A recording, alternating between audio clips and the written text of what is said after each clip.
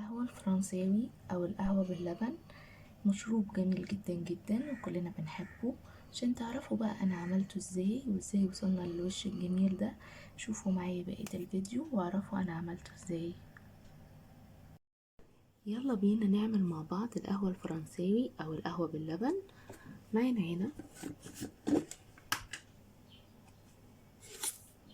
معلقتين صغيرين من لبن بودر، أو لو حابين تحطوا لبن حليب براحتكم اهو.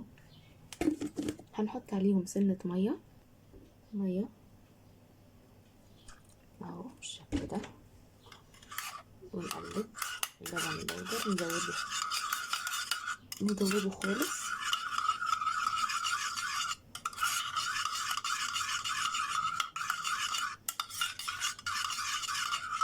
بس كده. معانا معلقة ونص من البن اهو، اللي حابب يزود بن يحب يزود. انا بحط اهو معلقتين الا حبة صغيرين على حسب انتوا بتحبوه تقيل ولا لا. ونفضل بقى نقلب لغاية لما ندوب البن كويس جدا. دوبت القهوة اهي، البن زي ما انتوا شايفين اهو. هننزل بقى ببقية كمية المية. طبعا لو هتعملوها بحليب هتحطوا حليب مش مية اهي. هنرفعها على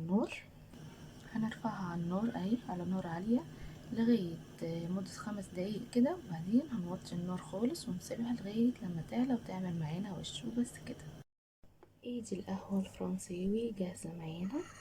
هنصبها معانا اهو بالشكل ده.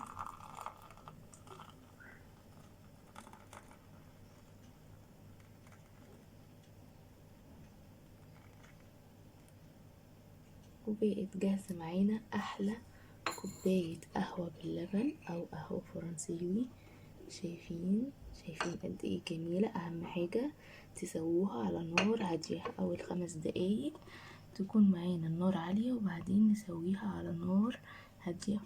وبس كده. ما تنسوش لو مش مشتركين في قناتي تشتركوا في القناة وتفعلوا الجرس، وما تنسوش اللايك والشير. أشوفكم على خير. باي باي.